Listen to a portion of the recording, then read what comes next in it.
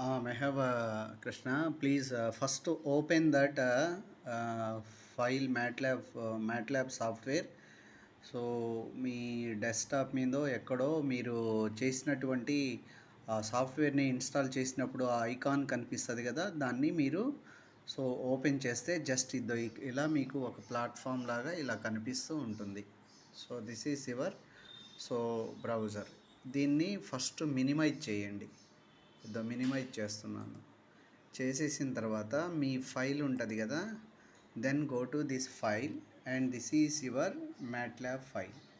So ఈ MATLAB file మీద click చేస్తే ఆల్రెడీ నువ్వు దాన్ని క్లిక్ చేసి ఉన్నావుగా, ఓపెన్ చేసి ఉన్నావు కదా మ్యాట్లాబ్ని. సో మ్యాట్లాబ్ని ఓపెన్ చేసి ఉన్నారు కాబట్టి ఈ ఫైల్ మీకు డబల్ క్లిక్ ఇచ్చేస్తే బై డిఫాల్ట్గా ఇది రన్ అవుతుంది.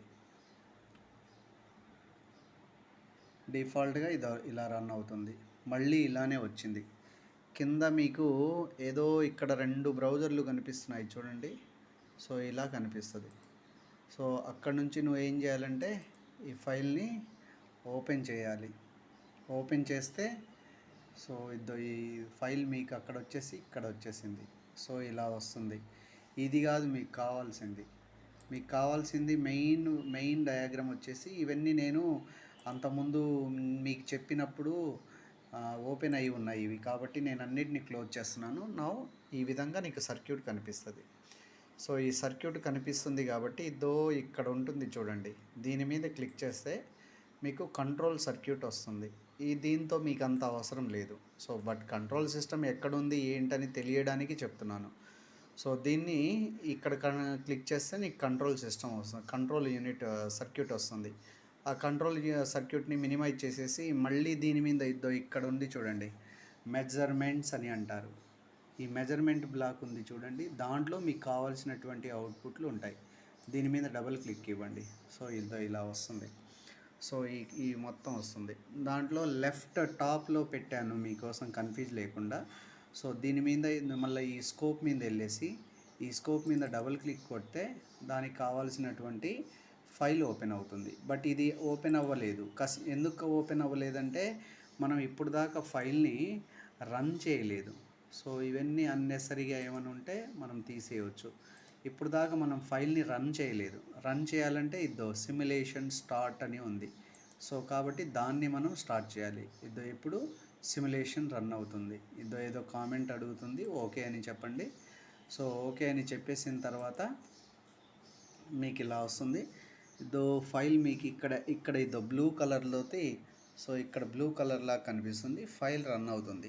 ఆ బ్లూ కలర్ మొత్తం ఈ ఎండింగ్ వచ్చేంత వరకు ఈ ఫైల్ బ్యాక్గ్రౌండ్లో మొత్తం సాఫ్ట్వేర్లో రన్ అవుతుందన్నమాట. ఈ రన్ అవుతున్నటువంటి సాఫ్ట్వేర్ మొత్తం రన్ అయిపోయిన తర్వాత సో ఈ బ్లాకుల మీద క్లిక్ చేయాలి. ఈ బ్లాకుల మీద క్లిక్ చేసేస్తే ఇది వచ్చేస్తుంది. దీంట్లో ఉంది చూడండి, విఎస్ఏబి అంటే వి అంటే వోల్టేజ్, ఎస్ అంటే సోర్స్, ఏబి అంటే 3 ఫేజ్ వోల్టేజ్ సోర్స్ అని వోల్టేజ్ వేవ్ ఫామ్ వస్తుంది. దాన్ని మనం స్కోప్లో ఇక్కడ చూస్తాము. సో ఇవన్నీ రన్ అవుతుంది. నాకు సిస్టమ్ రన్ అవ్వడం అయిపోయాక, సో స్టిల్ ఇంకా అవ్వలేదు రన్నింగ్. ఆ రన్నింగ్ అయిపోయాక నేను ఒకసారి చూపిస్తాను. సో ఇదంతా అయ్యేంత వరకు మనం వెయిట్ చేయాల్సిందే. ఇప్పటి కూడా మీకు కనిపిస్తుంది కానీ, వేవ్ ఫామ్ కనిపిస్తుంది కానీ, సో ఇప్పుడు మనం 0 to 0.2 వరకు తీసుకున్నాం కదా. ఆ 0 to 0.2 తీసుకోవడం వలన అది మనకు 50% కంప్లీషన్ మాత్రమే కనిపిస్తుంది. సో ఇక్కడ మనం కంప్లీట్ అయ్యేంత వరకు ఉన్నామనుకోండి, అప్పుడు మనకు టోటల్ వేవ్ ఫామ్ అనేది వస్తుంది. టోటల్ వేవ్ ఫామ్ వచ్చేంత వరకు ఆగుదాము. ఆగిన తర్వాతే చూపిస్తాను. So this is so totally ఇంకా చాలా ఉంది. సో వేవ్ ఫామ్ అంటే పెద్ద ఏంటంటే ఇది పెద్ద wave circuit and sub circuits చాలా ఉన్నాయి కాబట్టి కొంచెం రన్నింగ్కి ఎక్కువ టైమే తీసుకుంటుంది. సో ఇక్కడ వచ్చేసిన తర్వాత 0.616 వరకు వచ్చింది. సో కొంచెంలో ఉంటే ఇంకా మనకి ఆల్మోస్ట్ ఎండింగ్లో వచ్చాము. ఈ ఎండింగ్లో అయిపోగానే సో దెన్ మన సర్క్యూట్ ఓకే అంటుంది. అప్పుడు మనం వెళ్దాము. సో ఎందుకోసం మంచిది, నేను బ్యాక్కి వెళ్తాను. బ్యాక్ వెళ్ళి మళ్ళీ ఫస్ట్ నుంచి చూపించడానికి ట్రై చేస్తాను. అయిపోయింది. ఎస్, ఇప్పుడు బ్లూ కలర్ పోయింది ఇక్కడ. అంటే సక్సెస్ఫుల్గా రన్ అయింది, ఎలాంటి ఎర్రర్ లేదు. సో ఇప్పుడు నేను అవుట్పుట్ని చూడాలి. అవుట్పుట్ చూడాలంటే ఏం చేస్తున్నానంటే ఇద్దో మెజర్మెంట్ అని ఇచ్చాను కదా, ఈ మెజర్మెంట్ మీద చూడాలి. ఈ మెజర్మెంట్ మీద చూడేసరికి మీకు ఇలా కనిపిస్తుంది అనమాట. ఇది వచ్చేసి, సో ఇది మీ వోల్టేజ్ వేవ్ ఫామ్. దీన్ని బట్టి మీరు ఇక్కడ ఒక సింబల్ ఉంటుంది చూడండి, ఏదో సో స్క్రూ లాగా ఏదో ఉంది, దాని మీద క్లిక్ చేస్తే మీకు కరెక్ట్ సెట్టింగ్లో ఆటో సెట్ అవుతుందన్నమాట.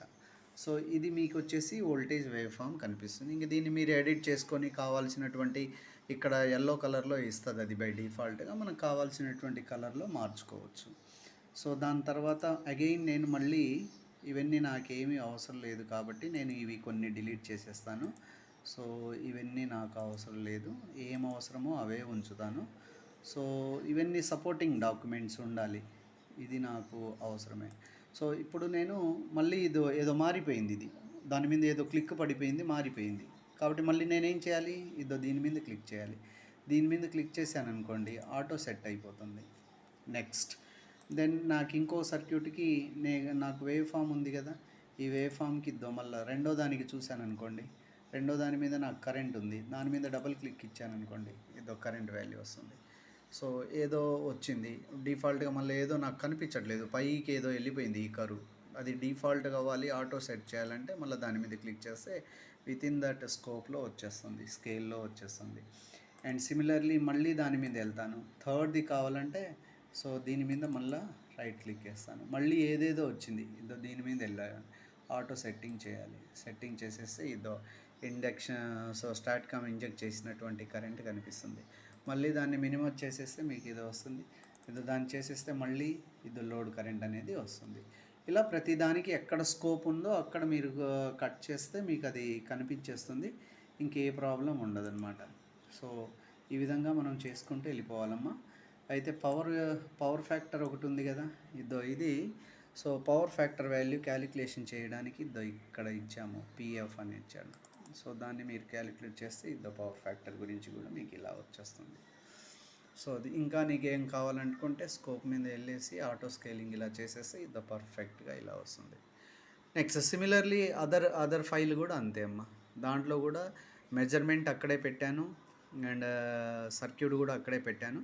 ఇక్కడ ఏ విధంగా అయితే మనం ఓపెన్ చేసామో ఆ ఓపెన్ చేసిన తర్వాత మనం ఈ సర్క్యూట్ని ఇవ్వాలి.